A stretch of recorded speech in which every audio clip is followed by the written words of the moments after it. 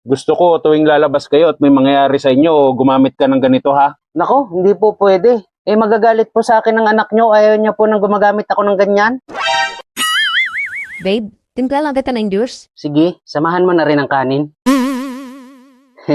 Joke lang po.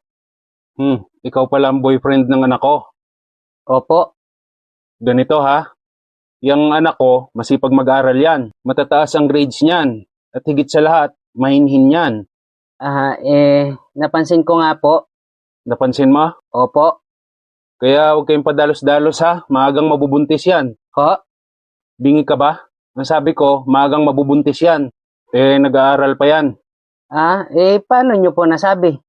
Diba sabi nyo matalino, masipag mag-aral at saka mahinhin? Ganyan din nanay niyan eh. What? Bago pa kami graduate ng high school, nabuntis ko na eh. Ayaw ko sa lahat yung mahina ang pandinig ha. Ay, hindi po. Hindi naman po ako bingi. Sigurado ka? Oo. Kahit nga hugapang ng butike, naririnig ko eh. Mabuti naman. May nangyayari na ba sa inyo ng anak ko? Po? May nangyayari na ba sa inyo ng anak ko? Ano po? Ang sabi ko, may nangyayari na ba sa inyo ng anak ko? Ano po yun? Di bale, sa susunod na punta mo dito, maglinis ka ng tenga mo ha. Opo. Ikaw ba, nakapunta ka na ng motel? Ay, hindi pa ho. Sigurado ka? Hindi pa po. Mas tipid po kasi pag dito lang sa bahay nyo. Ano? Ibig ko po sabihin nagtitipid po kami.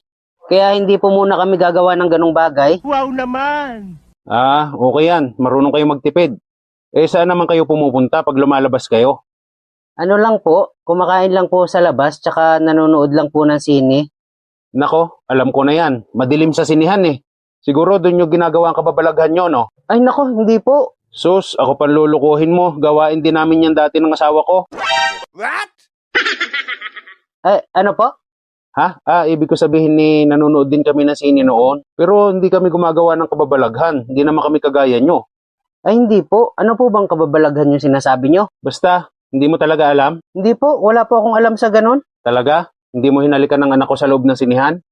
Hinalikan ko naman po. Pero isang beses lang po yun. Hindi ko na po inulit. Tsaka ayaw ko na rin pong ulitin. Bakit naman? Kasi po, pag hinahalikan ko siya, ang ingay po niya, tapos yung kamay po niya, kung saan saan napupunta. Ganon din kami nun eh. What? Ano po? Ibig ko sabihin ganon din kami. Isang beses ko lang nahalikan yung asawa ko sa sinihan.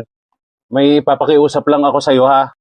Kasi sanay na ako sa ganyan eh. Alam ko, pag lumalabas kayo, hindi talaga may iwasan na may mangyari sa inyo. Siyempre, alam mo na, hindi pa naman tapos mag-aral yung anak ko, kaya okay lang ba sa'yo? Sige po, okay lang po. Ano po ba yon? Alam mo ba kung ano to? Opo, Ano to? cordon po. Maigi. Marunong ka ba gumamit nito? Marunong naman po.